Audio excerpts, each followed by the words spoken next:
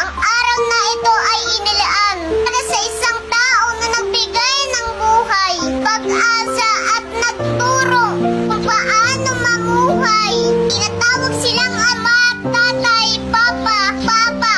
Apat na letra, isang salita na may malalim na kahulugan. Isang taong tumatayong haligi sa bawat pamilya. Ang taong hindi takot sa gampanin.